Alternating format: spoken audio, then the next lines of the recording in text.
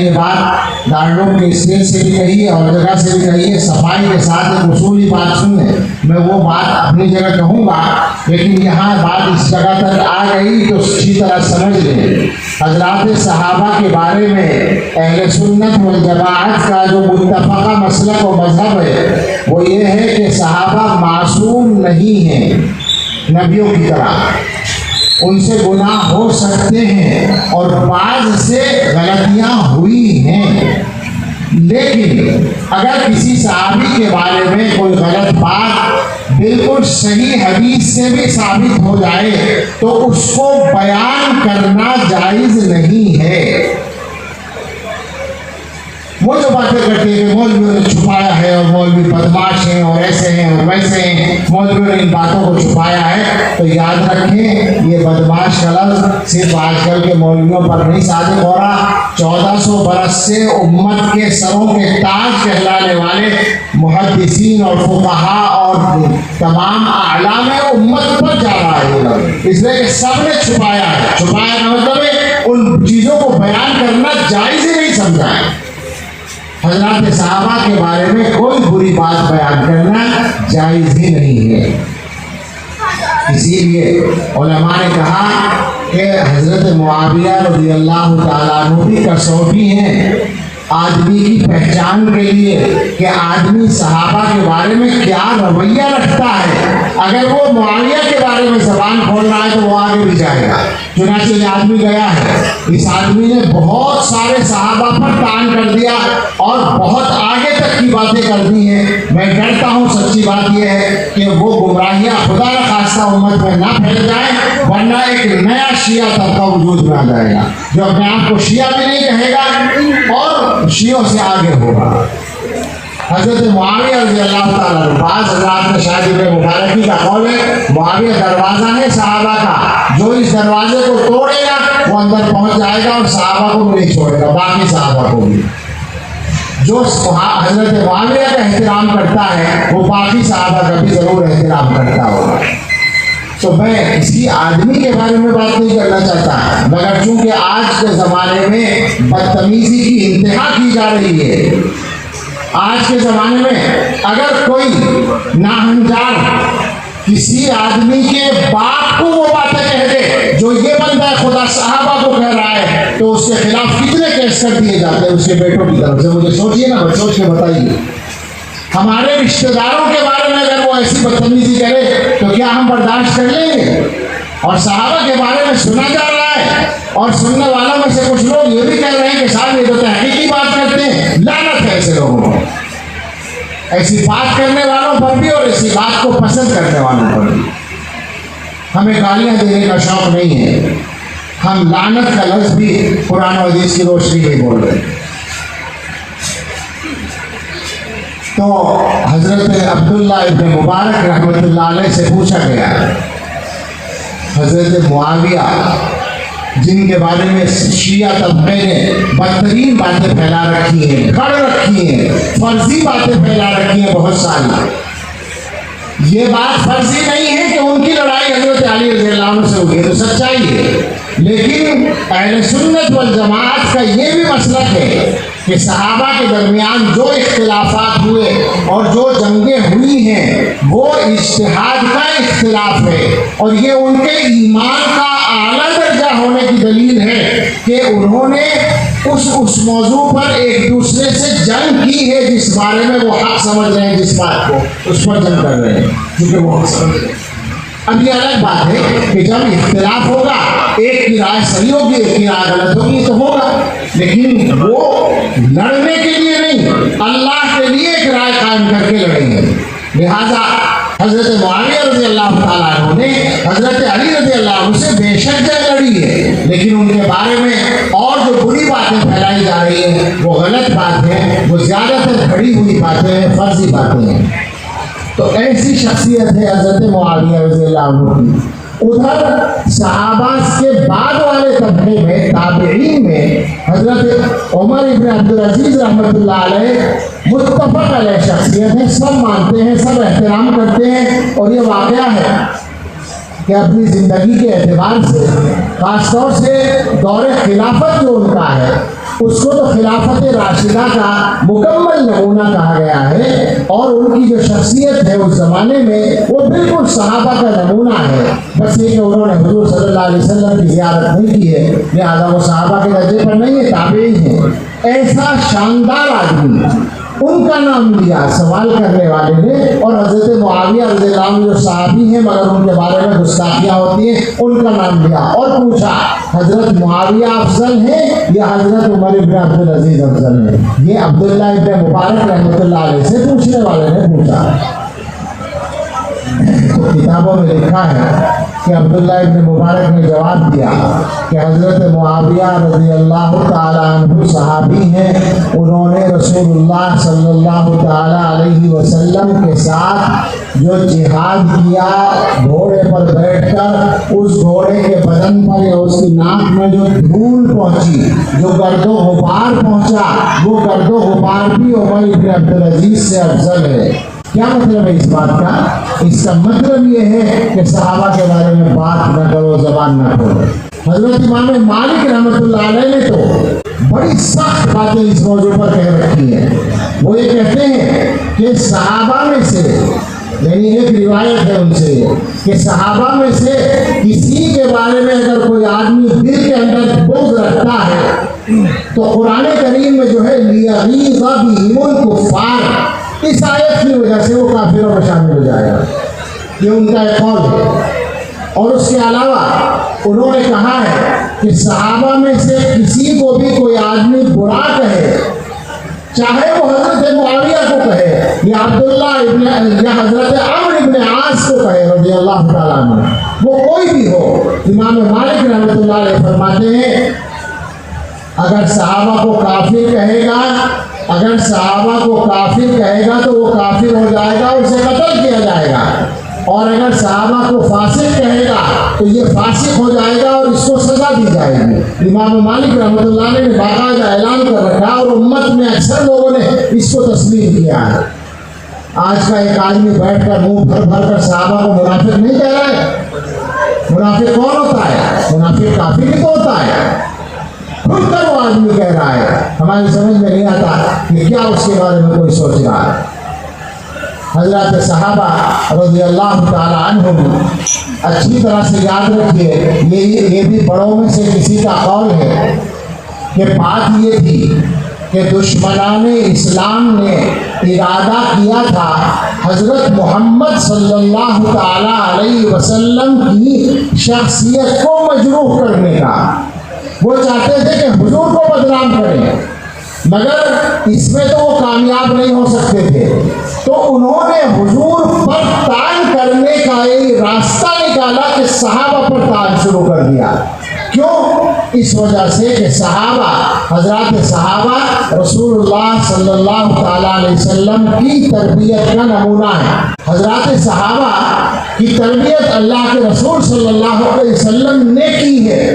اگر صحابہ میں کمی ہے، اگر صحابہ میں عیب باقی ہے، تو اس کا مطلب یہ نکلے گا کہ نعوذ باللہ حضرت محمد صلی اللہ تعالیٰ علیہ وسلم تربیت کرنے میں ناکام رہے۔ آپ سوچیے بات کہاں پہنچتی ہے، یہ سنگین بات ہے۔ یہ بات دشمنان اسلام کا منصوبہ ہے، اصل میں وہ یہیں تک پہنچانا چاہتے ہیں، امت کو اسی طرح لانا چاہتے ہیں کہ حضور علیہ السلام کو ناکام ثابت کیا جائے۔ اس کے لیے صحابہ کو انہوں نے نشانہ بنایا۔ یہ اچھی طرح سے یاد رکھیں، قرآن کریم کی آیت ہے، علماء جانتے ہیں، عام لوگ بھی سنتے ہیں کہ اللہ تعالیٰ نے قرآن کریم میں رسول اللہ صلی اللہ تعالیٰ علیہ وسلم کی ذمہ داریاں بیان کی ہیں۔ کما ارسلنا فیکم رسولا منکم یتلو علیکم آیاتنا ویزکیکم ویعلمکم الکتاب والحکمہ، یہ 4 ذمہ داریاں بیان کی ہیں کہ پیغمبر کا کام ہے تمہارے سامنے اللہ کی آیات سنانا اور پڑھنا اور تمہاری تربیت کرنا، وَيُزَكِّيكُمْ، تمہیں صاف ستھرا بنانا اور کتاب اور حکمت سکھانا۔ یُزَكِّيكُمْ کا مطلب ہے کہ تمہارے اندر جو کمیاں ہیں ان کو دور کرنا، تمہاری تربیت کرنا اور تمہیں اچھا آدمی بنانا۔ یہ یہ پیغمبر کی ڈیوٹی ہے، حضرت محمد صلی اللہ تعالیٰ علیہ وسلم کی ذمہ داریوں میں سے ایک ذمہ داری ہے۔ اب یہ جو اللہ تعالیٰ فرما رہے ہیں کہ پیغمبر تمہیں صحیح کریں گے، تمہاری تربیت کریں گے، کس سے کہہ رہے ہیں؟ سب سے پہلے کون ہے ان کے سامنے؟ صحابہ۔ حضرات صحابہ سے تو کہا جا رہا ہے کہ پیغمبر صلی اللہ علیہ وسلم تمہاری تربیت کریں گے۔ صحابہ کی تربیت اللہ کے رسول صلی اللہ علیہ وسلم نے کر دی۔ اب اگر کوئی آدمی یہ کہتا ہے کہ فلاں صحابی میں یہ عیب ہے، فلاں صحابی میں یہ کمی ہے، فلاں صحابی میں یہ خرابی ہے، تو اس کا کیا مطلب نکلے گا کہ حضرت محمد صلی اللہ تعالیٰ علیہ وسلم کا جو فرض منصبی تھا، وہ جو آپ کی ڈیوٹی تھی، ان کو اچھا بنانے کی وہ ڈیوٹی پوری نہیں ہو سکی، تبھی تو ان میں خرابی رہ گئی۔ تو آپ سوچیں بات کہاں جاتی ہے؟ صحابہ کی برائی کر کے آدمی سیدھے طور پر حضرت محمد صلی اللہ تعالیٰ علیہ وسلم پر اعتراض کرنے والا بن جاتا ہے۔ کتنی خطرناک بات ہے، اور ایمان کہاں بچے گا؟ یہ بات اچھی طرح سے یاد رکھیں۔ صراط الذین انعمت علیہم، ان لوگوں کا راستہ جن پر تو نے انعام کیا، ان میں سب سے پہلے پیغمبر ہیں اور اس کے بعد صحابہ ہیں۔ پیغمبر صلی اللہ تعالیٰ علیہ وسلم کے بارے میں ادنا سی دور دراز کی بھی کوئی غلط بات اگر کوئی آدمی تصور کرتا ہے اور اپنے دل میں لاتا ہے، اس کا ایمان فوری طور سے خطرے میں پڑ جائے گا۔ میں اس سلسلے کی ایک بات سنانا یہاں نہیں چاہتا ہوں، ابھی ذکر نہیں کر رہا ہوں، مگر آپ کا ذہن وہاں لے جانا چاہتا ہوں کہ اگر کوئی آدمی ایسی بات کرے جس بات سے حضرت محمد رسول اللہ صلی اللہ تعالی علیہ وسلم کے کسی عمل پر ہلکا سا اعتراض آتا ہو، حضور نے کوئی کام کیا اور کہنے والا یہ کہہ رہا ہے کہ شاید یہ کام کرنے کا نہیں تھا، یا یہ کام حضور کا اپنا طریقہ نہیں تھا، سمجھ جائیں گے آپ۔ کوئی آدمی حضور کے ایک عمل کے بارے میں یہ کہے کہ یہ عمل جو حضور نے کیا یہ حضور کا اصل طریقہ نہیں تھا، تو اس کا مطلب ہے کہ وہ حضور صلی اللہ علیہ وسلم پر اعتراض کر رہا ہے، اور حضور پر اعتراض کا نتیجہ ایمان خطرے میں، معمولی بات نہیں ہے۔ تو حضرات صحابہ کے بارے میں اگر کوئی آدمی ایسی بات کرتا ہے تو اسے اپنے ایمان کی خیر منانی چاہیے۔ آپ سب سے کہنے کا مقصد تو یہی ہے، وہ جو ایک آدمی بیٹھا ہوا یہ کام کر رہا ہے اس کے لیے تو صرف دعا کرتے ہیں، اس لیے کہ اس وقت وہ کس صورتحال میں ہم نہیں جانتے، کیا مجبوری ہے، کیا دباؤ ہے، کیا معاملات ہیں، وہ اللہ جانے اور وہ جانے، مگر جو عام مسلمان ہیں اور جو علماء ہیں، جو ان کے بھی شاگرد ہوں، ان سے بھی ہم یہ بات کہنا چاہتے ہیں کہ آپ کو اپنے ایمان کے بچانے کی فکر کرنی چاہیے۔ حضرات صحابہ رضی اللہ تعالیٰ عنہم کے بارے میں یاد رکھیں، بات کرنے کا حق اب امت میں کسی کو ہے ہی نہیں۔ یہ بات آج کے زمانے میں نہیں طے ہو رہی ہے، کتنی کمی کی بات ہے۔ جو لوگ ان کی باتوں سے متاثر ہوں، اس کا مطلب ہے کہ وہ علم نہیں رکھتے۔ جو علم رکھنے والے ہیں وہ یہ بات جانتے ہیں کہ جو کچھ کہا جا رہا ہے، جو صحیح ہے وہ بھی اور جو غلط ہے وہ بھی، دونوں کتابوں میں پہلے سے موجود ہیں۔ جو غلط ہے وہ شیعوں نے گھڑ گھڑ کے بنایا ہے، اور جو صحیح ہے وہ کتابوں میں ہمارے یہاں بھی ہے، مگر اس میں سے کسی بھی بات کو اس انداز سے عوامی مجموعوں میں کہنے کا کام شیعوں کے علاوہ کسی نے نہیں کیا آج تک، کسی کے لیے کرنا جائز نہیں ہے، بالکل حرام ہے۔ اور ایک آدمی بیٹھ کر کر رہا ہے، یہ انتہائی خطرناک بات ہے۔ امت کے تمام طبقات، تمام علماء، ان سب نے یہ طے کر رکھا ہے، اپنی کتابوں میں لکھ رکھا ہے، اپنی زبانی بیان کر رکھا ہے کہ صحابہ کرام کے بارے میں بات نہیں کی جائے گی۔ ابو زرعہ رازی مشہور محدث ہیں، ان کا ارشاد ہے، یا ایسے ہی کسی بڑے آدمی کا ہے، ان سے پوچھا گیا کہ صاحب حضرت علی حضرت معاویہ رضی اللہ عنہ جو ہے ان میں کون حق پر ہے؟ حق پر ہونے کا فیصلہ تو امت نے کر رکھا ہے، لیکن انہوں نے یہ کہا کہ بھائی ان کے خون سے اللہ نے ہمارے ہاتھوں کو بچایا، تو ہم اپنی زبانوں کو اس میں کیوں گندا کریں؟ ہمیں اپنے ان کے بارے میں زبان کھولنے کا کیا حق بنتا ہے؟ ہمارا موقع نہیں ہے، ہماری حیثیت نہیں ہے کہ ہم ان کے بارے میں بات کریں۔ اور حکیم الامت حضرت اقدس ثانوی رحمۃ اللہ علیہ کی بات تو بڑی آسان اور دلچسپ ہے۔ حضرت فرماتے ہیں کہ کسی بادشاہ کے کچھ شہزادے ہیں، ان شہزادوں میں آپس میں کوئی اختلاف ہے، تو اس اختلاف کے بارے میں وہ شہزادے بات کریں یا بادشاہ بات کرے تو بات سمجھ میں آتی ہے، مگر ان کے محل میں صفائی کرنے والا بھنگی بات کرے تو کیا یہ چلے گا؟ کوئی اجازت دے گا؟ خود بادشاہ کیا کہے گا کہ میرے شہزادوں کا مسئلہ ہے، تجھے بولنے کا حق کس نے دیا؟ سچی بات یہ ہے، شاندار مثال ہے، بلکہ اس سے بڑا مسئلہ ہے۔ بھنگی تو پھر بھی کوئی حیثیت رکھتا ہوگا، ہم صحابہ کے مقابلے میں جتنے چھوٹے ہیں اور جتنے نیچے ہیں، ہمارے لیے زبان کھولنے کی کوئی گنجائش نہیں ہے۔ اور پھر ایک سادہ سی بات یہ ہے کہ حضرات صحابہ سے ہم نے مانا کہ غلطیاں ہم کچھ صحابہ سے ہوئی ہیں، مان لیا ہم نے، لیکن عالم الغیب والشہادہ اللہ تعالیٰ جو غائب و حاضر کو جاننے والا ہے، حال و مستقبل کو جاننے والا ہے، اللہ تعالیٰ نے قرآن میں اعلان کر رکھا ہے کہ اللہ ان سے راضی ہو گیا۔